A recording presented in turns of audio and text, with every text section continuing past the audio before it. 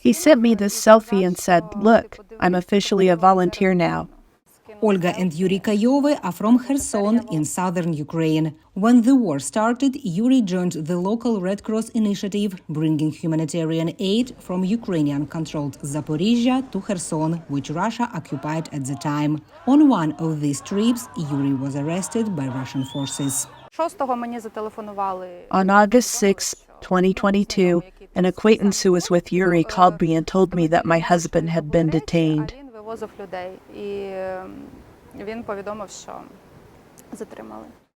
Later, she found out that her husband had been held in the occupied cities of Melitopol and Kherson and then transferred to a detention center in Simferopol. She heard no more and feared he was dead. On October 6, a lawyer from Simferopol called me. She sent me a photo of a note handwritten by my husband.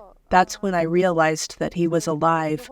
The lawyer said Yuri was accused of participating in international terrorism.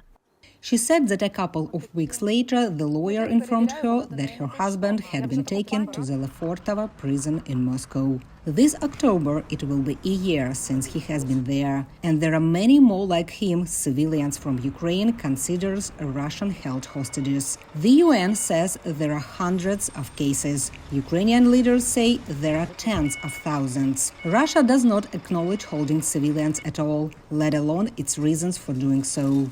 The Ukrainian Parliament Commission for Human Rights claims about 23,000 to 25,000 Ukrainian civilian hostages, so such a high number. The Kayov family's story was included in the film Her Sons, which was based on evidence collected by the Raphael Lemkin Center for Documenting Russian Crimes in Ukraine. The film has 4 stories about civilian hostages. 3 of them are currently in prison in Russia, 2 in Moscow's Lefortovo prison. The 3rd is in the city of Rostov. The 4th person spent 54 days in captivity and then occupied Kherson and is now free.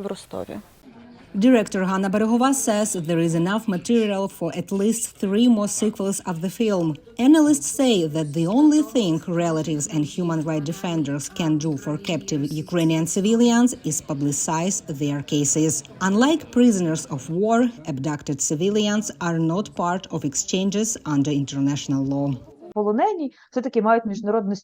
Prisoners of war at least have an international status. It is stated in the Geneva Convention, but when it comes to civilian hostages, their captivity has no legal basis.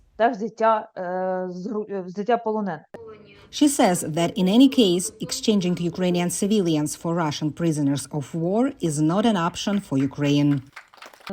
Without exaggeration, there are millions of Ukrainians in the occupied territories. And if the Ukrainian state allows exchange of Ukrainian civilians for Russian soldiers, then by tomorrow we'll have another 20,000 plus civilian hostages. Ukrainian authorities and human rights activists are calling for international third-party mediation to help gain the release of captured civilians. Olga Kayova, meanwhile, has managed to find her husband a private lawyer. Thanks to the lawyer's efforts, she periodically gets notes from her husband that give her hope that he will come home one day. Lesia, Bakalets for VOA News, Warsaw.